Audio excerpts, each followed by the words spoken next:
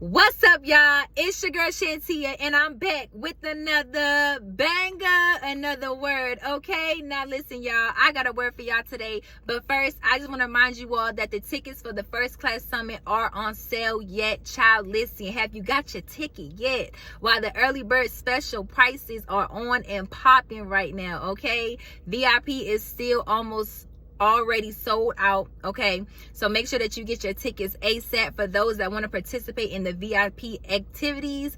If not, then the other prices for the general admission is still on sale, so make sure you go get a ticket. Tell a friend to tell a friend to go get your tickets. Okay, the conference will be on June 17th in Atlanta, Georgia. Now listen, y'all, I got a word for y'all today. If you have not watched my previous video, go watch it, because you're gonna understand where I got this title from. Okay, and so the title of today's video is "What You're Looking For Is Looking for You."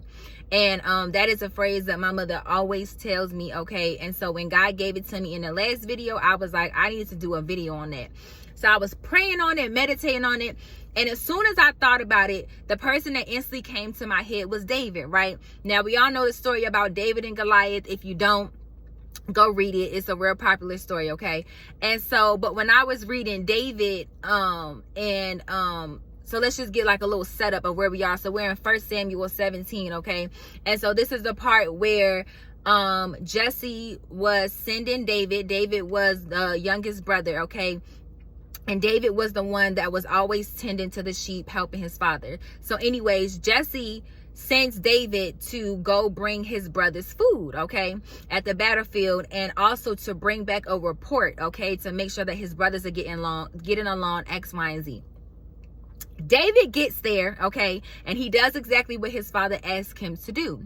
And so, but while he gets there, David can hear the giant, like making noises and stuff. And in 1 Samuel 17 verse 24, it says, as soon as the Israelites army saw him, they began to run away in fright. Okay, as soon as they saw the Goliath. Okay, and so it goes on to say that the men in 1 Samuel 17, it says, have you seen the giant? The men asked. He comes out each day to defy Israel. Okay, and then it talks about how the king has a huge reward to anyone who kills him.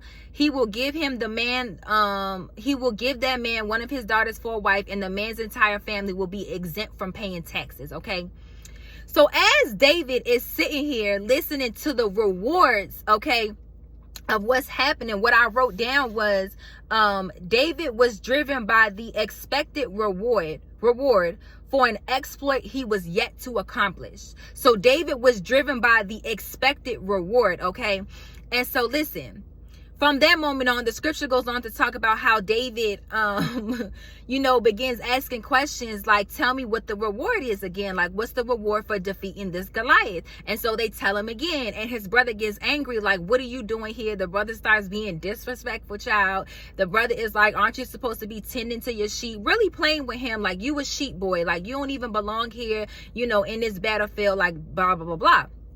And so David's like, child, listen, I'm just asking a question. And in that moment, when I was reading the scripture, I was like, what you're looking for is looking for you too. David was looking for and expecting a great reward. David got curious and began asking questions of, tell me what the reward is again. And so that was confirmation that some of y'all got to get curious and ask God, God, tell me what the reward is again. God, tell me what's on the other side of the season that I'm in. God, show me another glimpse again. God, show me exactly what it is that I'm about to step into again, so that your mind can get set on the expected reward that is on the other side of defeating the season that you're in. And so because David was hungry for the reward, the expected reward, listen, child, what he began looking for was also looking for him too. And so it goes on to say that in 1 Samuel 17:31, it says, then David's question was reported back to King Saul, and the king sent for him. So David was so hungry and curious, child, listen, that the questions that he was asking them got actually reported to the king, right? But the thing that I love the most about God is that all God had to do was to expose him, was to put him in the vicinity, was to put him in the room, was to put him in the atmosphere of where his greatest comeback was about to happen. And so listen, this is where faith without works is dead, okay? Because God will do his part by placing us in the vicinity, by placing us in the room, by placing us around the certain people. And we'll think that while we're in the vicinity, we're still waiting on God. But God was like, I already did my part by putting you where you're supposed to be. Now it's your job to get hungry. Now it's your job to get curious. Now it's your job to ask questions. Listen, child. And so anyways, the scripture goes on. This is good Bible, y'all. So the scripture goes on to talk about when 1 Samuel 17:32, David says he was so secure too. David was so secure in his position, child. Listen, that he says, don't worry about this Philistine. David told Saul, I'll go fight him. Saul again, okay, listen, child, they playing with him. And so how many of y'all in this season have kept getting played with, okay? Well, people just keep overlooking you and underestimating you. And so Saul's like, don't be ridiculous. There's no way you can fight this Philistine and possibly win. You're only a boy, and he's been a man of war since youth. Listen, y'all better stop listening to them people surrounding you, okay? Trying to tell you who you are when God already showed you who you are. And so listen, but David persisted and says, I've been taking care of my father's sheep and goats. He said, when a lion or bear comes to steal a lamb from the flock, I go after it with a club and rescue the lamb from its mouth. If the animal turns on me, he said, I catch it by the jaw and club it to death, y'all. David is gangster, okay? And so, then he goes on to say, the Lord who rescued me from the claws of the lion and the bear will rescue me from this Philistine. And then Saul finally consented. Okay, go ahead. May the Lord be with you. Listen, child.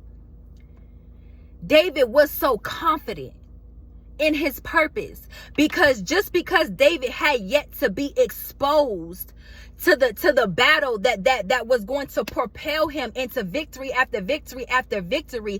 David still took the season of him being just a sheep boy seriously because he knew that there was more in him. He knew that there was a fire that God had set in him. He knew that God had already predestined him. Before he even came into the battlefield, before he even came into his next dimension, David knew that there was more in him. And while everybody else was underestimating him because he was considered the sheep boy, David was taking that season seriously because what David was looking for him. Listen, child. And so this is a reminder to somebody that what you're looking for is also looking for you. But sometimes we overlook it because we're expecting God to do something or do something more on our behalf when God is saying, I've already equipped you with the tools. I've already trained you. I've already exposed you. I've already given you visions and dreams. I've already told you the blueprint. I already told you who you are and who you will become in my kingdom.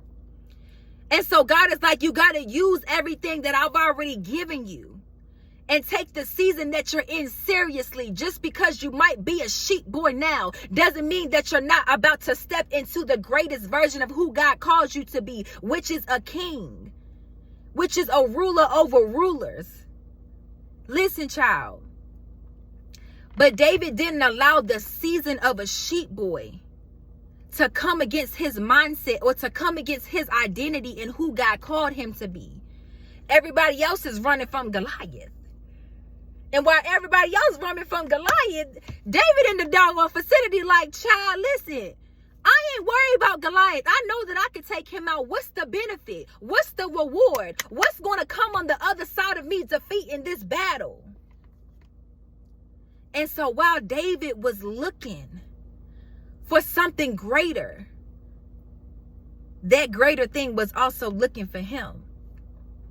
Listen, child. In this season, God is going to expose you. He's going to put you into rooms. He's going to put you in the same vicinity. He's going to place you in the right environment. And God is saying, when you get into the environment, don't go looking for me, because I've already gone before you and I'm with you while you're there. God said, when I put you in this environment, begin to get hungry, begin to get curious, begin to seek my face and know who you are within me. Because God said, when I bring you into this place, know that there's work to do. When I bring you into this place, know that you're about to overcome the greatest thing that has been holding you and your family hostage for years. Listen, child. The reward wasn't even just for David. But the reward was not only for David to receive a wife, but also for him and his family to be exempt from taxes. That's a generational blessing. And that generational blessing began to double and double and double and double, because David began to keep defeating. David began to keep overcoming. And David only experienced victory after victory after victory after victory off of one moment that he was exposed to. One moment is when he got curious, is when he started asking questions, to the point where that question reached the king's ear. My God. Listen, child. The moral to the story is, what you're looking for is looking for you too. What you're looking for is looking for you too. So take this season that you're in seriously. Because the same way that God switched David from a sheep boy to a king in one moment, God said it's the same thing that he can do for you in one moment. All God has to do is to expose you and place you in the vicinity for you to look at something that everybody else is scared of. But you looking at it and you like, that's something that I could overcome. That's something that I could change. That's something that I could transform. I know that I'm the woman for the job. I know that I'm the man from the job. That's something that I could kill. Listen, child. Anyways. I thought that this was good Bible. And I pray that this word blesses you. And I pray that you share it out to those who might need this word in this season, to know that the same things that you're looking for is looking for you. And the minute that you get hungry and curious is the minute that you're going to collide with greatness. Okay? Anyways. Make sure y'all go get y'all tickets for the summit. I love you all, and I will see you all next time. Bye.